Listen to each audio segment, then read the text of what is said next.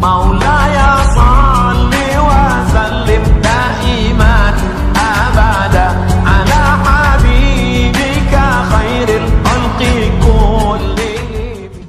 Ketika ada orang yang meyakini Allah tapi kemudian meninggalkan usaha, seorang istri membangunkan suaminya, "Hai suamiku, kenapa engkau tidak pergi bekerja?" Lalu dia pun menjawab, "Allah." Tapi istrinya juga cerdas.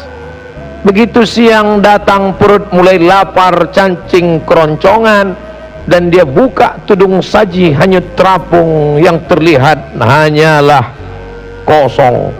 Lalu kemudian suami marah, "Hai istriku, kenapa tidak masak?" Allah, betapa engkau sudah melecehkan Allah. Kenapa? Karena Allah tidak menyuruh engkau berpangku tangan, harus ada usaha. Orang yang hanya berusaha tapi tidak mau berdoa, sombong. Berdoa saja, tidak mau berusaha, pesong, gila. Oleh sebab itu Islam mengajarkan ikhtiar, seimbang antara usaha dan doa. Jangan sampai Indonesia, negeri yang kita cintai, yang ketika pesawat akan mendarat semua memuji kagum hijau, untayan zamrud katulistiwa, gemah ripah loh jenawi, tongkat dan batu jadi tanaman. Hebat, luar biasa. Tapi kalau kita tidak berusaha bangkit, Indonesia akan tertinggal dengan negara-negara lain. Kita harus bangkit, kita harus bangkit, siap untuk bangkit, maka masa depan cerah ada di hadapan kita. Tapi harus ada usaha. Ambil bambu, pasang tali pancing, pasang mata kail pancing, letakkan umpannya, kau tegakkan, kau tancapkan di tepi sungai, di tepi kolam, di tepi laut. Itu urusanmu. Masalah mendatangkan ikannya itu urusan Allah. Ini sekarang banyak anak muda ketika ditanya, "Kenapa tidak pasang pancing?" Ya kalau ada ikannya, kalau tidak, ikan urusan Allah. Masalah Allah mau kuasa mendatangkan, ya, innama amruhu iza arada syai'an ayakula lahu kun fayakun. Kalau Allah berkehendak, jangankan ikan tongkol, ikan paus datang, bukan cuman mata kail pancing yang dipakannya, engkau pun ikut dimakannya sekalian. Lihatlah bagaimana Allah subhanahu wa ta'ala ketika melihat ada seorang perempuan lemah, tidak berdaya, baru melahirkan anak. Anak itu bernama Isa, perempuan itu bernama Maryam. Satu surat khusus untuk Maryam, surah Maryam setelah Al-Kahfi.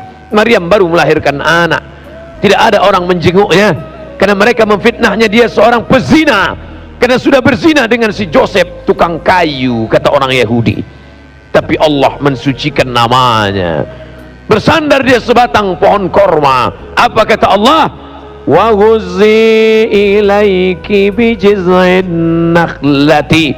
Hai Maryam yang baru melahirkan anak, yang dalam keadaan lemah, goncangkan pangkal batang korma di belakangmu dengan pundakmu. Teganya sampai hatinya perempuan yang baru melahirkan anak. Melahirkan anak itu bukan senang, meregang nyawa. Ada sebagian orang melecehkan, katanya melahirkan anak seperti buang ingus saja, lahir. Nanti kalau ku ceritakan bagaimana sakitnya melahirkan anak, pasti kalian tidak percaya. Macam tahu aja Ustaz itu. Sakit, lemah.